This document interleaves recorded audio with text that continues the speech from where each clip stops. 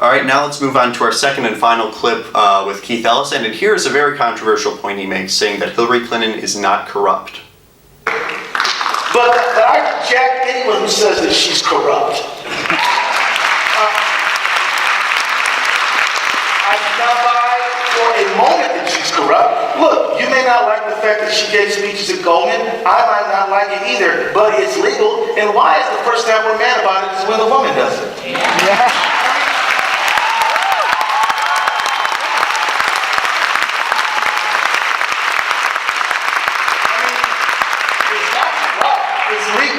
You can do it.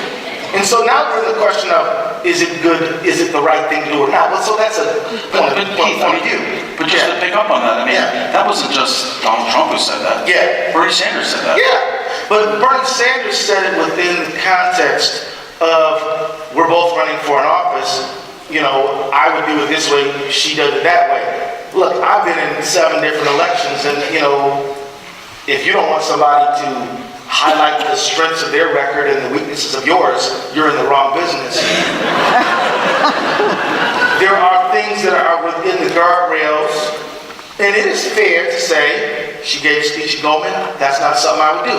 But it's also the case that when you look at the key states of Michigan, Pennsylvania, and Wisconsin, there were a substantial number of Bernie voters who didn't vote with the Democrat, voted for Trump. Yeah, and there are some evidence suggesting that one of those reasons is they saw Hillary Clinton as corrupt.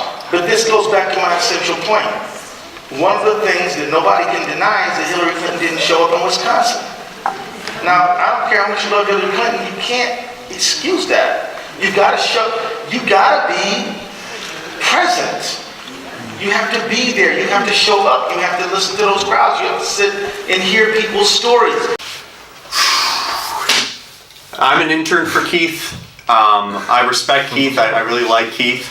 This was tough for me to watch when I was there filming this. This one was tough for me to watch. Yeah, I definitely disagree with the statement that Hillary Clinton is not corrupt, and I want to hear your perspectives on this. But when he says, I might not like it, but it's legal, or it's maybe she's doing it this way, I'm doing it that way, that doesn't do justice to what giving speeches to Goldman really is. It's not an opinion on political strategy. It's not something you like or dislike.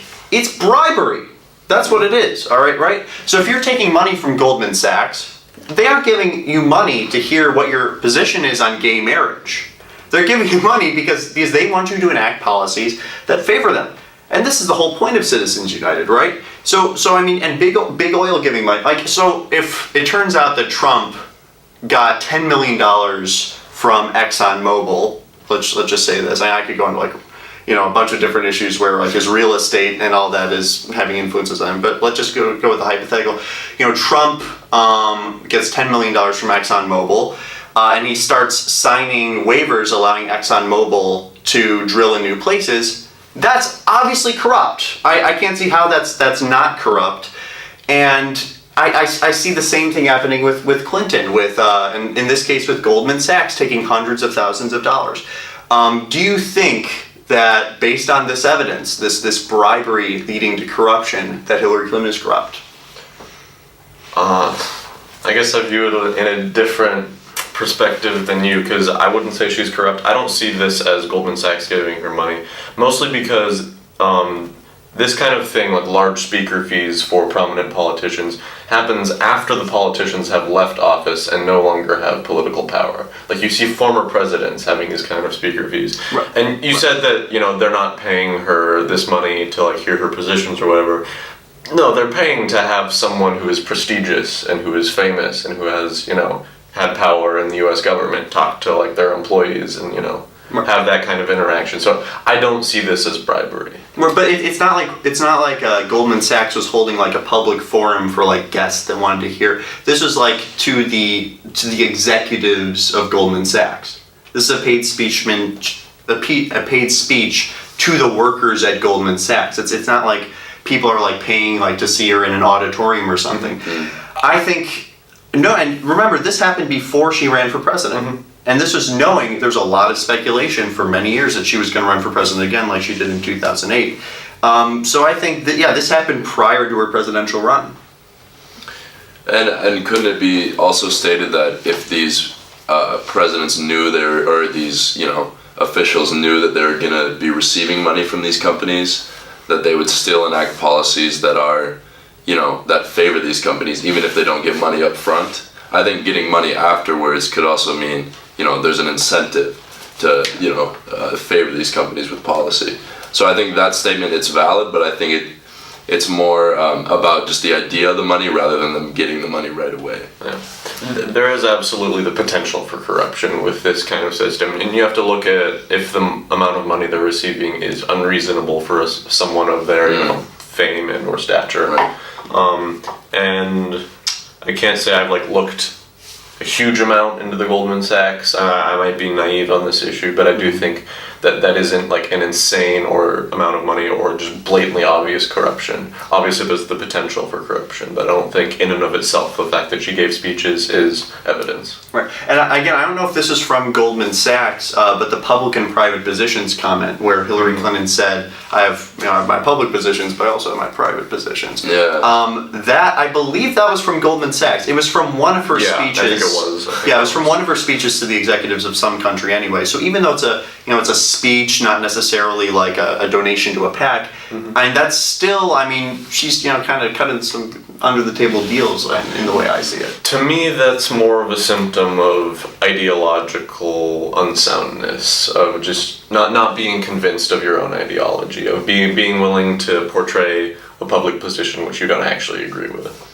Yeah, well then why would she tell that to the people if that was actually like a dilemma that was going on in her head, if I'm understanding you correctly? No, I'm saying that she doesn't have ideological conviction, is a better way of putting it. So she's willing to basically lie during the campaign in order to get the votes, in order to,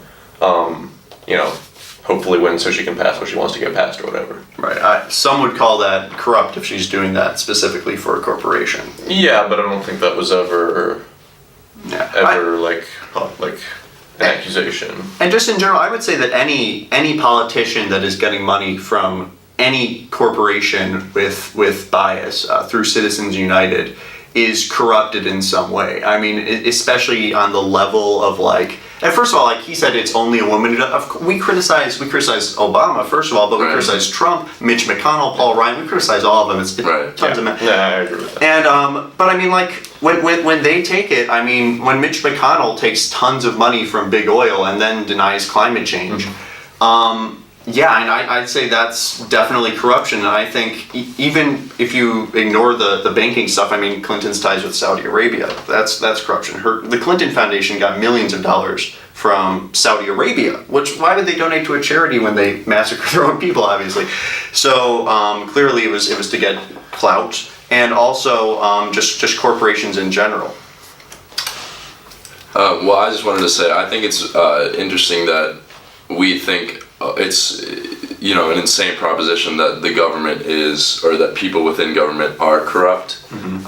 I think that you mentioned even during the Cold War we would undermine democratically elected dictators or democratically elected officials to put in dictators. Right. It's not like we've never seen elements of corruption before. And so I think that it's very, for me, it's very easy to say, oh, she is corrupt. Because just the way that the system has been working. But you could also say, on the other hand, if everyone's corrupt, is anyone corrupt? Yeah. So, it's a very fine line, it's a very gray area. But I think this can also apply to just the government and politics as a whole. Yeah. I would say that the level of corruption on people who don't take money from large corporations is significantly lower, for Bernie Sanders. Right. Obviously, yeah, that reduces the potential for corruption. And you mentioned Saudi Arabia and the Clinton Foundation. Obviously, Saudi Arabia donating to the Clinton Foundation probably aren't doing so out of the goodness of their hearts. They're probably doing so to try to gain clout with the Clinton Foundation. Exactly. But we don't know if that's quid pro quo or just a one-sided advance by the Saudi Arabians. Yeah. Fair. You can have all this potential for corruption, but I guess my point is that you can't just say, she's corrupt. That's the truth. So there is definitely potential for corruption. Yeah, the lack of quid pro quo makes it a slight bit murkier, but I still think, based on just like logical deduction, I think you could concur. And also, I mean, we also have evidence of corruption within the Democratic Party, and Hillary Clinton, just with the release recently of Donna Brazil. I don't know if you saw that. Yeah, Hillary Clinton basically being in control of the DNC. All right, that was a good discussion, but we have a few more things to bring up. Why is Ellison saying this? So, I wrote a tweet recently that said whenever Democrats shift to the left, it's to appeal to the American people. Whenever Democrats shift to the right, it's to appease the Democratic Party. That's obviously a blanket statement. It doesn't apply. But I think in this case, it definitely applies. Is Keith Ellison saying this because he actually believes that Clinton is not corrupt? And he actually might believe that Clinton is not corrupt. Or does he find a need to say this? Because it wasn't like he was asked this, he just brought this up. Does he find a need to say this because he's the deputy chair of the DNC, because he wants to have a higher standing among Democrats? I don't think it's like necessarily a personal thing, like I want to have higher standing among the DNC. I don't think that's Ellison's viewpoint. As you said, he might think Clinton is not corrupt. Or it might just be that once you become like part of an institution, you start to see how, like, if the deputy chair of the DNC is saying Clinton is corrupt, then that kind of reduces the trust in the DNC as a whole. And you know, if you're Democrat and think that Democrats would help America, then that would obviously hurt America in your view. That's fair. Right, I agree with that. I also think it's interesting that he mentioned, this is the only reason we're thinking she's corrupt is because she's a woman. Like I think that's just a little exaggerated, and I think he's kind of trying to appeal to the masses and the people who he's speaking to, because obviously he got claps for that. Hillary Clinton supporters. Right, exactly. So it's like he's catering towards the people. And he's also trying to cater towards the DNC and the higher up instituted people among Democrats. Yeah.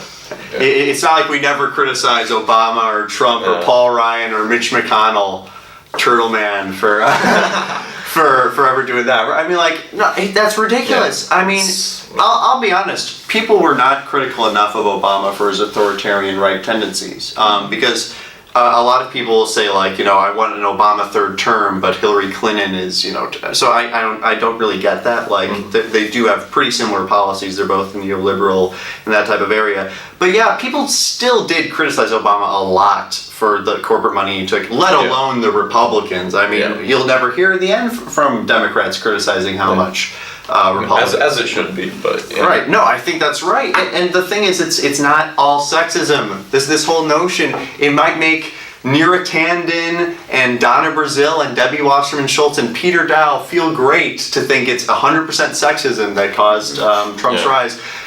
Look at it a bit more systemically, right? Right. Exactly. I agree. All right. And now let's move on to my third and last question on this segment, which is it campaigning or the policies of the candidate that matters most? So the whole idea of what Ellison is saying here is that, well, I mean, we shouldn't really be worried about, like, Clinton being corrupt. The real thing that caused her to lose was that she didn't campaign in Wisconsin. To some extent, that's true, right? I mean, like, where you campaign really does matter, and how you campaign, as in, like, door knocking is more effective than TV ads typically.